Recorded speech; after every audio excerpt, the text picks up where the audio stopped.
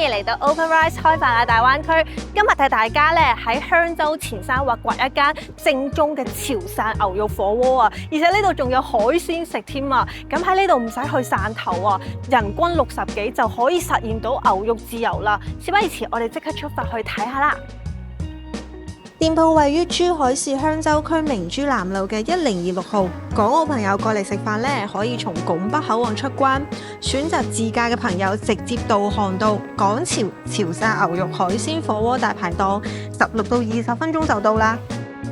門店就喺主道隔離，門口就有專屬嘅停車位，所以話嚟食飯停車係非常方便嘅。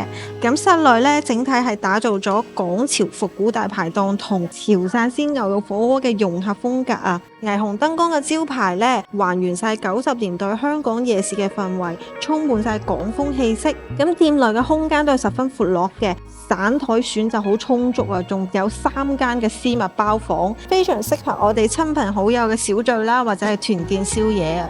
咁呢間店咧係設置咗開放式嘅明檔廚房嘅，而家我哋可以睇到啦，師傅就喺入邊切緊牛肉啊，手起刀落切得非常靚啊！咁呢度嘅牛肉咧都係每日新鮮現到嘅，絕對唔會隔夜。好啦，跟住廚房中間咧就有一個海鮮池，我哋而家嚟睇下啦。咁呢度嘅海鮮啊，每日都係新鮮到店嘅喎，大家可以睇到啦，有明蝦，仲有個頭非常飽滿嘅羅氏蝦，同埋各種貝類等等啊！而且隔離仲有非常之大嘅中山脆肉環。咁呢度嘅海鮮啊，都係即點即湯嘅，非常新鮮啊！好啦，咁我哋而家啲菜咧就已經上齊晒咯，大家可以睇到啦，啲菜即係非常豐盛，而且咧就好 colourful 嘅，睇到都已經覺得好有食慾啦。咁我啱留意到咧，其實呢度嘅菜單非常貼心啊，因為我哋呢度咧有好多係潮汕嘅鮮切牛肉，呢個菜單就會將牛肉唔同嘅部位咧都顯示出嚟，而且要錄幾秒咧都可以話俾我哋知，所以我哋自己煮嘅時候咧就唔驚話煮得太耐會老。OK， 咁而家湯就滾咗啦，我哋就嚟錄第一個道菜咯喎。咁我啱就睇到咧，呢度咧佢非常貼心啦，牛肉唔同嘅部位咧，佢都係標咗佢嘅名喺上面嘅。咁我就想試下呢個雪花牛肉先咯喎。咁呢個雪花牛肉咧係60秒就 OK 噶咯。大家可以睇到啦，呢個牛肉咧師傅係切得非常靚嘅，薄薄一片啦，跟住然後佢嘅紋路都係好清晰嘅。好啦，咁我哋錄熟之後呢，我就搭配呢個非常經典嘅沙茶醬啦，呢個潮汕風味嘅地道食法啦。而家呢，點滿晒啲醬汁啊，大家可以睇到啦，呢一啖感覺就已經非常滿足啦。好啦，我要試一下。第一啖落去呢，就係佢嘅沙茶醬呢，真係非常濃郁佢嘅香味。呢個牛肉呢，我感覺係非常之嫩滑嘅口感啦，跟住再搭配埋佢呢個湯汁啊，係非常之鮮香嘅口味啊。咁食完雪花啦，我哋就試下呢個吊龍啦。吊龍我都係非常期待㗎，因為大家可以睇到啦，佢呢個顏色啊就非常之好睇，而且佢嘅紋路咧都係好靚㗎。好啦，咁我哋試下呢個吊龍啦。吊龍錄5秒就得咯喎，即係講句話嘅功夫咧，其實佢就已經快錄好啦。佢啲筋啊同肉啊都係非常之分明嘅，大家見到我次次都係錄一大堆肉啊。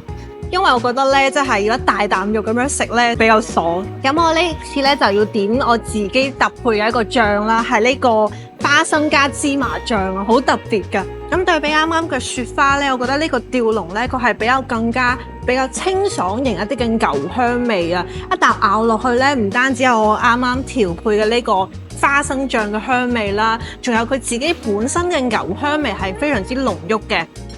咁食完吊龍之後呢，我哋最下一道菜啦，就係呢個五花子啊！五花子嘅話呢，佢係比較珍貴嘅一個部位啊，因為一頭牛之中啊，佢係只有2條㗎咋。好，咁呢個五花子呢，68秒就 OK 㗎啦。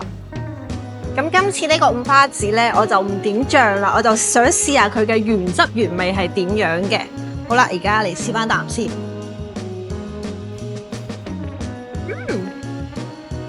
原嚟咧唔點醬咧，佢一樣係非常好食噶，因為咧佢嘅本身嘅鮮味咧，牛香味咧，都係喺口腔中可以即刻爆發出嚟啦。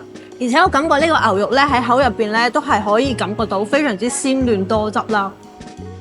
咁食完啱啱嘅鮮切牛肉之後呢，我哋就試下啲呢度師傅手打嘅正宗牛肉丸啦。大家可以睇到啦，粒粒都係好飽滿㗎，唔會話有一啲係 BB 牛肉丸，一啲係大人牛肉丸啊，粒粒都好靚。咁一碟嘅話呢係有8粒嘅。咁呢個牛肉丸咧就要淥幾分鐘啦，等佢熟咗先可以食㗎。咁淥牛肉丸嘅過程中咧，我哋可以睇下其他菜啦。例如咧，好吸引我嘅呢盤係脆肉鯇嘅魚片啊。咁你睇到佢嘅擺盤都係好靚嘅，上面有花嘅點綴啦，而且每一個魚片咧，師傅都係切得好薄、好靚，少少晶瑩剔透嘅。好啦，咁呢個就淥完啦，大家可以睇到啦。呢個一放入湯底入邊啊，佢即刻捲晒起身㗎，好似一朵花咁。呢個脆肉鯇真係非常之彈牙，而且好爽口啊！跟住啱啱嗰啖咧喺我口入邊係可以感受到佢嘅魚脂香味係好濃郁嘅，而且咧一啲都冇嗰個泥腥味啊！咁啱啱食完脆肉鯇啦，嘅牛肉丸都得噶咯喎，大家可以睇到啊，淥完之後咧勁大粒啊，好似乒乓波咁樣嘅，睇起身就已經覺得佢非常之爽脆彈牙，哇！可以睇到啊，大家佢呢個牛脂香味亦都係非常之濃郁噶，而且咧喺口入邊都係好爽脆彈牙噶。最緊要係咧，你咬第一啖嘅時候咧，佢係會喺你口入邊爆汁噶。好啦，啱啱食完呢個咧牛肉火鍋之後咧，我哋試下呢度正宗嘅生腌咯喎。咁大家可以睇到呢個生腌咧，亦都係上面搭配咗一個檸檬片啊，非常之清新開胃噶。而且呢個蝦咧食起身咧係糯糯地嘅，跟住非常之滑啊，好似啫喱咁。再搭配埋佢呢個秘製嘅椰汁啊，食完之後咧感覺成個人都清新晒。我哋再嚟試下呢個挑戰版嘅血蛤生腌啊！大家可以睇到啊，佢每一粒咧，佢入邊嘅肉咧都係好飽滿噶，而且睇啲仲係滴緊汁噶。唔單止有呢個檸檬片味啦，仲有非常濃郁嘅小米辣啦，同埋呢個芫茜嘅味道啊，所以係酸甜味之中又帶少少微辣啊！呢個簡直係送酒一流噶。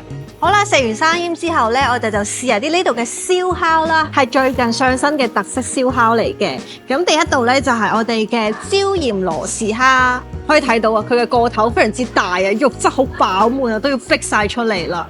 大家可以睇到我剝蝦呢個過程啦，佢嘅蝦殼係非常之酥脆嘅，而且佢入邊呢，都係有比較豐富嘅蝦膏啦。咁而家呢個夏季正值係食羅氏蝦嘅季節啦，因為呢個季節嘅羅氏蝦呢，佢嘅肉質係會比較飽滿一啲㗎。我覺得佢真係非常之鮮香啊，而且呢，因為係燒烤嘅做法啦，咁都係非常之有少少鹹香椒鹽嘅嗰種味道啊，好香口。跟住呢個蝦肉咧，佢嘅肉質都係比較緊實一啲嘅，證明佢都係好新鮮嘅。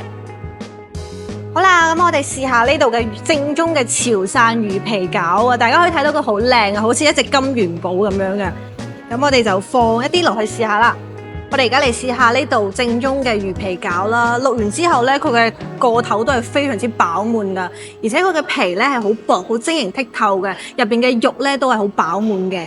咁呢個魚皮餃入邊嘅肉餡啊，佢嘅湯汁亦都係非常之濃郁㗎。啱啱咬咗一啖咧，都係喺口入邊爆晒啲汁出嚟啊！我哋而家嚟試下呢個超靚嘅芝士生蠔，大家可以睇到啦，佢上面鋪滿晒呢個芝士啊，而且烤到啱啱好，上面有一層少少嘅焦。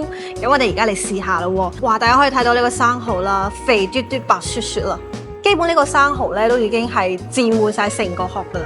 我覺得呢個係好特別嘅口味啊，因為佢係搭配咗芝士嗰個濃香啊、鹹香加奶香嘅味道，搭配埋呢個生蠔本身嘅鮮甜嘅海鮮嘅味道啊，其實佢哋咧係好 match 㗎，所以嘅話咧呢個燒烤都係非常值得推薦一試㗎啦。好啦，話咁快呢一餐就結束啦。今日食咗好多唔同嘅嘢啊，咁餐後咧仲安排咗呢個係紅糖草果啦，同埋咧好特別嘅芒果腸粉啊，芒果嘅份量都好多啊。咁如果大家聽到都覺得流晒口水嘅話咧，就記得上 OpenRice 開飯啦，提前訂位。想獲取更多關於大灣區最新吃喝玩樂嘅攻略同着數咧，就記得上 OpenRice 開飯啦 APP 或者小程序睇睇啦。我哋下期再見。